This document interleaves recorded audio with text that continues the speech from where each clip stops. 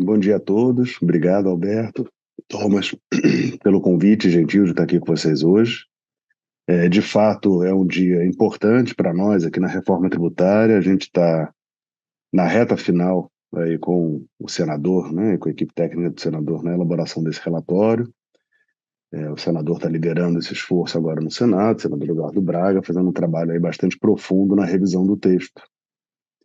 A expectativa é a leitura desse relatório na segunda, hoje é sexta, né, então daqui a 3 dias. Na segunda de manhã, deve dar coletiva, e segunda, na realidade, segunda de manhã ele deve apresentar, dar coletiva e no final do dia fazer a leitura oficial, dar 48 horas de vista e aí levar isso à votação na CCJ na quarta e plenário possivelmente na própria quarta, com eventuais destaques na quinta. Então a gente está aí na reta final mesmo. Semana que vem vai ser uma semana de esforço concentrado, esse fim de semana também, imagino. E esperançosos, né, de concluir essa etapa tão importante aí de aprovação do PLP 68 no Senado semana que vem. Claro, depois vai voltar para a Câmara. Vamos ver se haverá tempo, né, para a Câmara votar esse ano ainda, ou se vai escorregar para janeiro.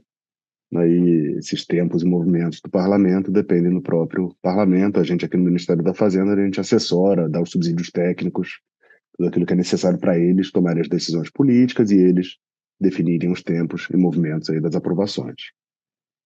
Para o nosso tema de hoje, né, responsabilidade tributária das plataformas digitais, eu faço das palavras do Thomas as minhas. Esse é um tema muito importante para um IVA 4.0, como a gente pretende ter aqui no Brasil. Né? A tendência ao redor do mundo tem sido responsabilizar as plataformas pelo recolhimento, pelo menos incluí-las, né, dentro desse procedimento de compliance fiscal. Isso se justifica por diversos motivos. Começar pelo volume de transações, pela quantidade de fornecedores, pelo porte do fornecedor, vis-à-vis o porte da plataforma. É muito mais simples do ponto de vista administrativo, de conformidade, a plataforma ser empresa compliant aí com as obrigações tributárias dos fornecedores. E, claro, isso também cria um ambiente de negócio, um ambiente competitivo muito mais justo, muito mais correto, com todo mundo pagando seus tributos em dia. Um tempo atrás, é, começou a haver uma pecha com algumas plataformas, pecha equivocada, no meu modo de ver, e pejorativa, mas que falava assim, camelódromos digitais, esse tipo de coisa não é correto, não pode acontecer, as plataformas estão em diálogo conosco no Ministério, para avançar com essa análise, com essa pauta e com essa postura delas, né? Então elas está num diálogo muito profícuo com as plataformas. Eu acho que o texto que passou pela Câmara e tem algumas questões que a gente pode debater aqui. A gente pretende resolver várias dessas questões no Senado, tá? É, acho que eu vou tomar a liberdade de falar de uma ou outra. Mas o que eu acho mais importante antes de entrar no detalhe das questões é, direcionalmente, a questão das plataformas serem responsáveis como algo que já se entendeu pelo mundo, pelas grandes e pelas menores, que é algo que vai se tornar a regra do jogo global, já está se tornando a regra do jogo global, e o Brasil vai para a mesma regra do jogo.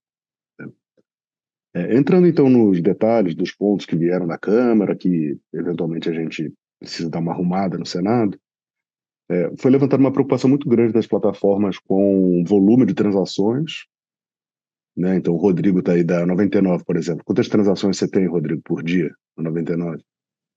Milhões. Por dia, milhões? Milhões de transações por dia. Pois é. Então, assim, emitir uma nota fiscal transação a transação pelo Rodrigo é algo que seria muito trabalhoso, muito custoso, iria contra os princípios da reforma de simplificação, redução do custo de conformidade, e eu acho que acabaria indo contra os próprios interesses do governo mesmo, né? Então, esse tipo de coisa eu acho que é algo improdutivo. Então, um dos temas que a gente está discutindo é a possibilidade de ter um documento fiscal consolidado, assim como existe hoje já para as plataformas nos estados. Os estados já trabalham dessa forma. Lá fora, claro, não tem documento fiscal eletrônico tão avançado, mas também se trabalha muito com essa pegada de relatórios, né? Relatórios consolidados mensais ou diários, ou enfim, qualquer periodicidade que seja. mas ter essa visão consolidada numa obrigação acessória diferenciada para as plataformas digitais. Acho que esse é um ponto interessante para a gente conversar. É um ganha-ganha, né? Porque reduz o custo de conformidade para o contribuinte, também para o fisco, e a plataforma está compliant, está aderente a tudo que o fisco quer, né? Então a gente tem que ter aí essa visão colaborativa. Eu acho que a gente está conseguindo avançar bem nisso. Talvez a mudança no PLP8 seja sutil nesse aspecto, mas o mais importante é que por trás aqui a gente está conversando para que no regulamento haja espaço para esse tipo de conversa, né? E se valendo até da experiência do Estado com a plataforma, com as plataformas digitais atualmente com o ICMS. Um outro ponto que apareceu está relacionado à integração das plataformas no split. Então, o split payment, ele é, né, a forma de liquidação do IBS-CBS junto com a liquidação financeira da transação de pagamento. Houve uma dúvida, uma incerteza de como que as transações via plataforma se integrariam no split e como é que ficaria a responsabilidade tributária à luz disso, né? Então, algo que a gente tem conversado é que sim, as plataformas devem se integrar ao split, notadamente as plataformas que iniciam transações de pagamento. Existem plataformas que não iniciam transações de pagamento, mas aquelas que iniciam transações de pagamento, essas devem se integrar no split.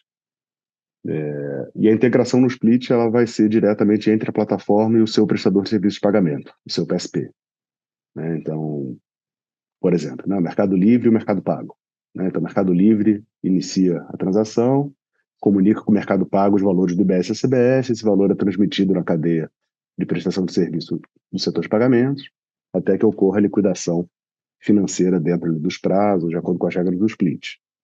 Então, a integração das plataformas com o split ela é muito interessante.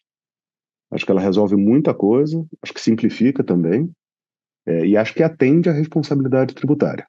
Então, eu acho que esse é o principal ponto. Então, se a gente tem uma obrigação acessória consolidada, né, e a plataforma integrada no split, isso é mais do que suficiente para as necessidades do fisco, para essa colaboração entre o fisco e a plataforma, né? E aí entra o último ponto. Por que que a gente está tentando caminhar nessa direção? Porque a plataforma, eu acho que o principal incômodo que eu senti ouvindo, com base na versão que veio da Câmara, é essa história de que a responsabilidade ela só é afastada após a emissão do documento fiscal eletrônico pelo vendor, pelo fornecedor. E aí várias plataformas nos procuraram e falaram, gente, eu faço aqui a operação, mas o cara entrega daqui a uma semana, daqui a 2 semanas, daqui a 3 semanas.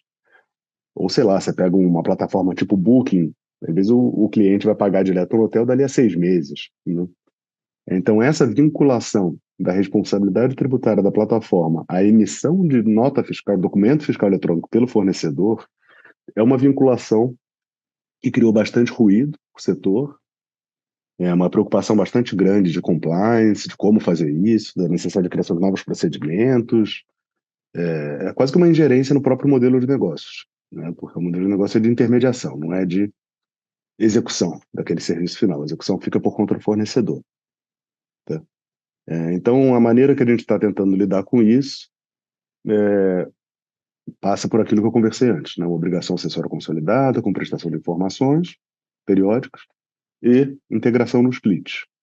Fazendo essas coisas, está atendida a plataforma. A responsabilidade não precisa esperar a emissão de nota fiscal pelo fornecedor, não precisa ficar fiscalizando isso. Pela plataforma, a gente simplifica muito a vida da plataforma e atende os interesses do fisco. Então, acho que, de novo, ganha-ganha, né? E por último, um último comentário, também um pleito que a gente recebeu aqui, de determinada plataforma, duas na realidade, de que também há a possibilidade, se a plataforma ela for uma plataforma mais robusta, há plataformas que querem até emitir o próprio documento fiscal em nome do fornecedor. Então, de ter uma espécie de procuração, existe um mecanismo dentro da legislação estadual que chama PAA, provedor de acesso, acho que é provedor de acesso, em que um pode emitir documento fiscal em nome de outro, né? Então, a plataforma poderia, além de fazer o split, emitir o próprio documento fiscal em nome do fornecedor, e aí estaria totalmente compliant, né? Para o governo seria maravilhoso, né? Mas isso poderia ser opcional para a plataforma que quiser fazer isso dessa forma. Tem plataformas que operam assim pelo mundo e gostariam de trazer essa tecnologia já pensada para cá. Tudo isso passa por uma compreensão, antes de mais nada, talvez eu devesse ter falado isso no começo, que a plataforma terá conhecimento do valor do IBS e CBS devidos pelo cliente naquela aquisição, né? Hoje a plataforma calcula o frete numa entrega, por exemplo. Os tributos não aparecem destacados lá quando o fornecedor vai finalizar a compra. Mas no futuro, com o IBS e CBS, a plataforma vai precisar incluir os tributos na finalização da compra. Então, acho que a ideia vai ser, como esses tributos são transparentes e são cobrados por fora, vai ter aquela história do preço antes de impostos e preço depois de impostos, né? Então, acredito que as plataformas vão divulgar preços antes de impostos, como se fosse um produto na gôndola, preço antes de impostos, né? E na finalização pelo cliente, vai calcular o IBS e a CBS, assim como é calculado o frete hoje em dia, tá? Então, o IBS e CBS ele vai precisar ser calculado pela plataforma, assim como ele vai precisar ser calculado por qualquer varejista, por qualquer fornecedor. O diferencial da plataforma é que é muito dinâmico e que a alíquota do IBS pode variar conforme o endereço do adquirente. Então, essa inteligência vai precisar estar incorporada na plataforma, tá?